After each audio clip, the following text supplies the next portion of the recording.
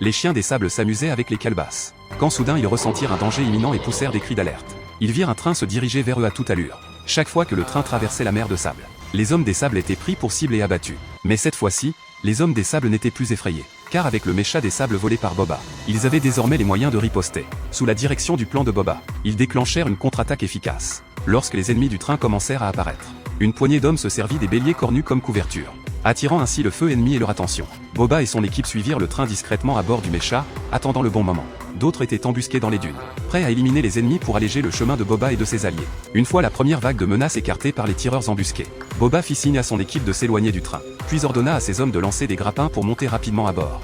Cependant, l'ascension ne fut pas sans heurts. Certains hommes des sables furent tués sur le champ. Le mécha de Boba fut également touché par l'ennemi. Heureusement, les tireurs embusqués sauvèrent Boba à temps et donnèrent à ses coéquipiers le temps de grimper. Voyant son mécha sur le point d'exploser, Boba accrocha rapidement le grappin au train, et se jeta dans le vide pour échapper au danger.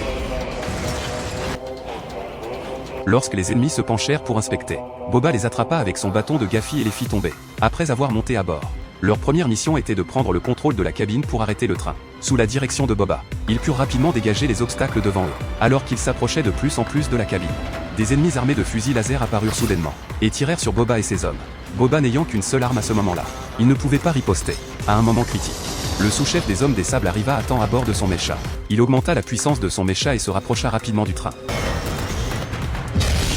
Quand le robot du poste de pilotage fit surface, et vit que le train était à moitié détruit, il se rétracta immédiatement, et manipula rapidement la console avec ses 4 bras mécaniques. La puissance augmenta instantanément d'une dizaine de fois. La vitesse du train devint vertigineuse. Le sous-chef faillit être éjecté.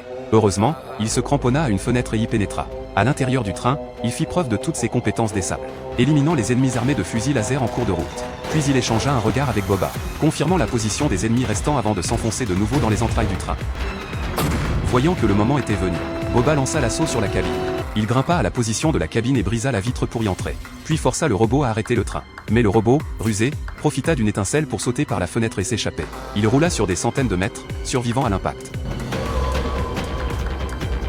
À ce moment-là, le train enclencha son programme d'autodestruction. Les boutons de la console jaillissaient d'étincelles. Le caisson de puissance prit feu. Dans une situation critique, Boba utilisa son bâton de Gafi pour activer le décompresseur. Cette manœuvre dévia la trajectoire du train. Avec la perte de puissance, le train finit par s'arrêter.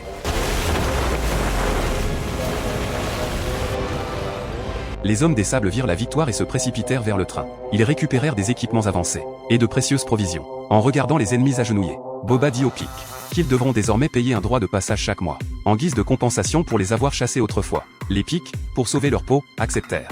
Le soir venu, le chef de la tribu offrit un cadeau à Boba pour le remercier.